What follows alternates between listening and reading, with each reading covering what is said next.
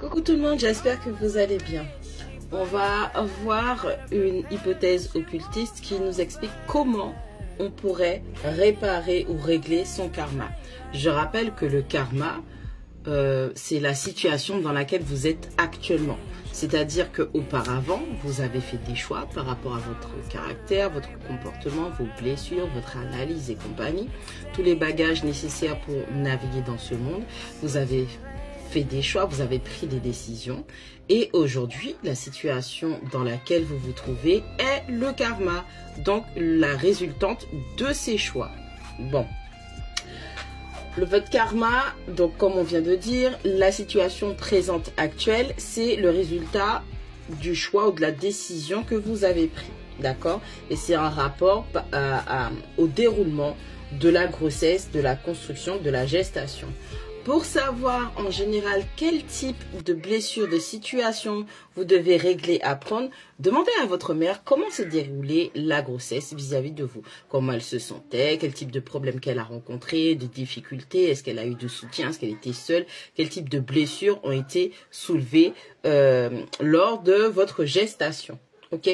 Pour pouvoir régler ce karma, vous aurez besoin donc de ces informations venant de la matrice où vous avez fabriqué les choses, donc votre mère, d'accord, pendant ces 9 mois et tout ce qui a précédé et suivi. Et ensuite, pour pouvoir mettre une espèce de mood, de système, de stratégie en place pour pouvoir régler votre karma, vous allez devoir travailler votre rectitude, donc votre pouvoir de rectification, par votre patience, par votre analyse, par le fait de combler des manques intellectuels, par rapport au fait de vous analyser, tout ce qui va vous permettre d'améliorer votre caractère, votre tempérament pour pouvoir faire de nouveaux choix, prendre de nouvelles ou de meilleures décisions, choisir une nouvelle voie, ce qui va devenir votre futur, d'accord? Et ensuite, vous allez avoir une vie meilleure. Cette vie meilleure, c'est la construction de votre futur. Alors, soit vous réussissez à tout régler, mais on ne règle pas tout puisqu'on est à l'école ici. Vous réglez les choses et donc vous construisez cette vie meilleure pour votre prochaine incarnation. C'est-à-dire que les difficultés, les peines, les doutes, les trahisons, les blessures, tout ce que vous avez à travailler, à rectifier, à améliorer votre tempérament, votre comportement, votre réaction vis-à-vis de la vie va vous permettre de fabriquer la prochaine vie que vous voudriez par la suite. Il faut aussi savoir que le karma est un dieu, c'est le dieu Saturne. En tout cas, c'est cette influence qui vient. C'est Saturne, la structure de la vie, structure de toute chose, d'accord? Puisque tout ce qui a besoin d'exister, d'être fait, d'être parfait, d'être amélioré, d'être transformé, changé, a une structure de base. Et il faut savoir que votre tempérament, votre comportement fait partie d'une certaine structure qu'il va falloir que vous travailliez, qu'il va falloir que vous remodéliez par rapport aux analyses que vous aurez pu faire. Alors, il faudra faire attention parce que les qualités et les défauts, je vais y arriver, les qualités et les défauts sont des réverbérations spirituelles dans le monde physique. Par exemple, la patience et la docilité vont renforcer les défauts du lâche. Ok, comprend qui peut. Un lâche utilise la violence verbale, la violence physique, la violence mentale, émotionnelle, la fainéantise ou la fainéantise. Et la fainéantise, donc c'est quelqu'un qui fait néant, qui ne fait rien. Et la fainéantise, c'est quelqu'un qui feint de faire quelque chose, mais qui ne fait rien. C'est toujours le même résultat, mais ce sont les procédés qui sont différents. Donc vous allez devoir utiliser votre pouvoir de rectitude.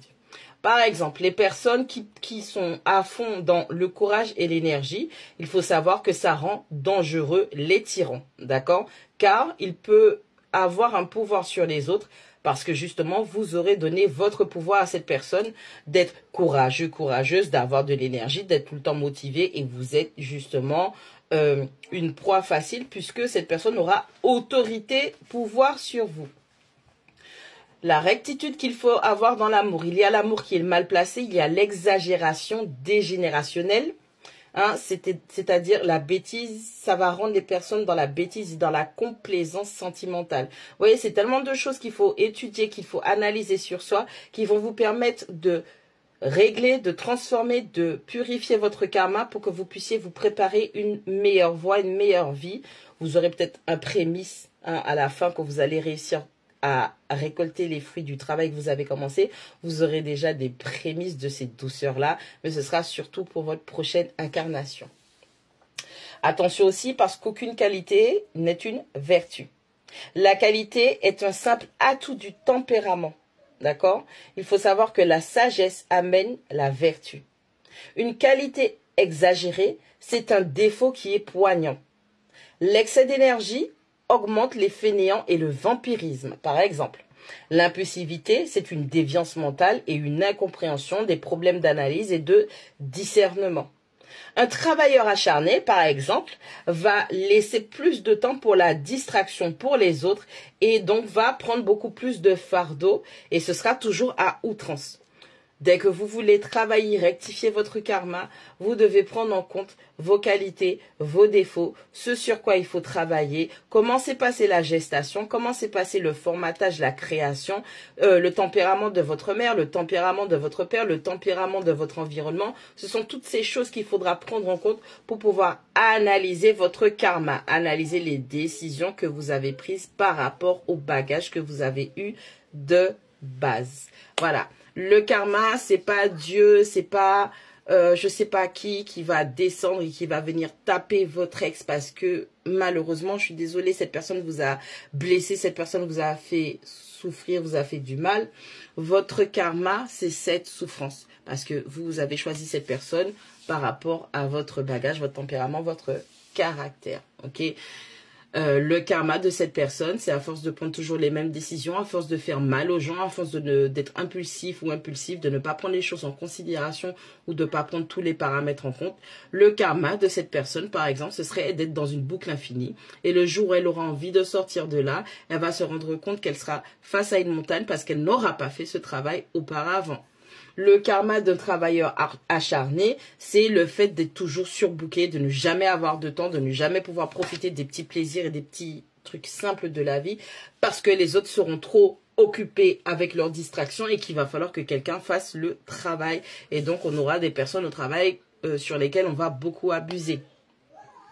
La patience et la docilité, vous qui pensez que ce sont des attraits, elle est très gentille, elle est très docile, elle est très patiente malgré les erreurs, malgré ceci, j'ai fait cela, dites-vous que ça renforce le défaut du lâche. Par le comportement patient et docile de cette personne, elle renforce votre lâcheté, d'accord?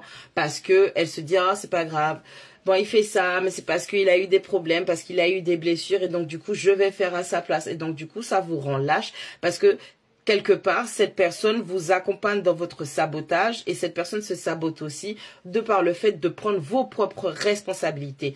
Vous êtes face à quelqu'un qui est sympathique et non pas empathique. Ça aussi, ce sont des attraits de manipulation, de perversion.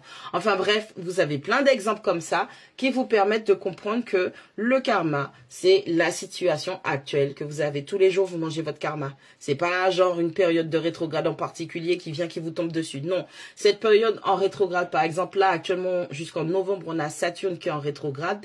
Ça va être beaucoup plus visible. Ça va être exagéré. Ça va être gros comme une montagne. Mais ça ne veut pas dire qu'avant, la personne ou vous-même, vous ne mangez pas déjà votre karma. Tout est déjà là. C'est juste une question de point de vue et de hauteur par rapport à la situation.